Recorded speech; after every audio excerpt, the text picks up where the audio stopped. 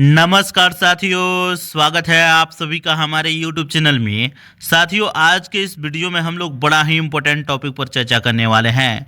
साथियों, आप सभी के जानकारी के लिए मैं बता दूं कि आज के इस वीडियो में हम लोग बात करने वाले हैं कि किस तरीके से अमेरिकी ट्रंप प्रशासन जो है वह अमेरिका की H-1B वीज़ा के जारी करने के नियमों में बड़े बदलाव किए हैं।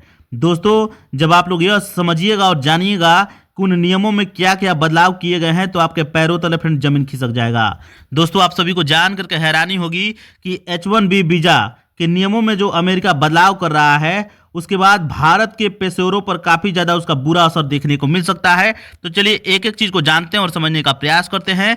यहाँ पर आप लोग देख सकते हैं, मैंने हेडलाइंस लिखा हुआ है, भारतीय पेशेवरों के लिए अमेरिकी H-1B वीज़ा पर संकट। क्यों ऐसा मैंने लिखा है, जब आप लोग अच्छे तरीके से समझिएगा तो आपको हैरानी होगी। यहाँ पर अगला पॉइंट है, ट्रंप प्रशासन ने H-1B वीज़ा के नियमों में बदलाव किए हैं। ध्यान रखिएगा, जो नया नियम आया हुआ है वह फरवरी 2026 से लागू हो जाएगा।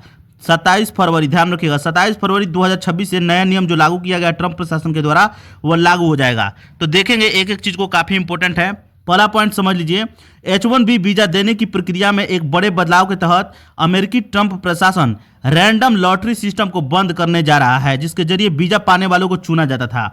पहले यही प्रक्रिया था, अपने ध्यान रखिएगा, रैंडम लॉटरी जारी किया जाता था और लॉटरी में जो भी लोग सिलेक्ट होते थे उनको वीज़ा दिया जाता था। तो ये काफ़ी मतलब कि एक तरीके से बोला जाए तो अमेरिका के हित में नहीं था। तो ये चीज़ें ध्यान रखिएगा। अब हम लोग बात करेंगे कि अमेरिका के हित में क्या क्या चीज़ें हैं, इस पर भी हम लोग बात करने का प्रयास करेंगे। नया नियम क्या कहता है तो देख लीजिए, नया नियम के तहत क्या क्या चीज़ें कही गई है। अब एक ऐसी प्रक्रिया अपनाई जाएगी जो ज़्यादा स्किल्ड यानी कुशल और ज़्यादा सैलरी वाले लोगों को वीज़ा देने में प्राथमिकता देगी। तो ये काफ़ी इंपॉर्टेंट है। नया नियम के तहत यही ध्यान में रखा जाएगा कि वो ज़्यादा, कोई भी व्यक्ति जो प्रोफेशनल्स है वो ज़्यादा स्किल्ड हो यानी कुशल हो और उसका सैलरी ज़्यादा हो, तभी मिलेगा उसको अमेरिका की H-1B वीज़ा। ध्यान रखिएगा, H-1B वीज़ा के बारे में नोट में देख लीजिए क्या है। H-1B वीज़ा का इस्तेमाल अमेरिकी प्रौद्योगिकी कंपनियां यानी अमेरिका की जितनी भी टेक कंपनियां हैं, टेक्नोलॉजी से रिलेटेड कंपनियां हैं, जैसे गूगल, माइक्रोसॉफ्ट, इसके अलावा मेटा, ये जितने भी कंपनियां हैं उनमें विदेशी पेशेवरों को नियुक्त करने के लिए करती है। तो ये चीज़ ध्यान रखिएगा।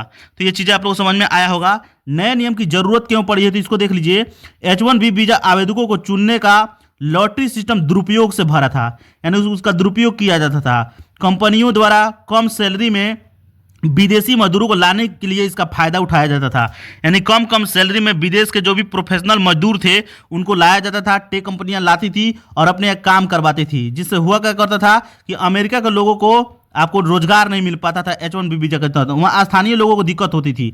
आशा करता हूँ ये सारी चीज़ आप लोगों को समझ में आया होगा। अच्छा लगा हो वीडियो तो लाइक कीजिए, अपने दोस्तों में शेयर कीजिए। चलिए मिलेंगे नेक्स्ट वीडियो में, तब तक के लिए बने रहिए हमारे चैनल के साथ। नमस्कार, धन्यवाद।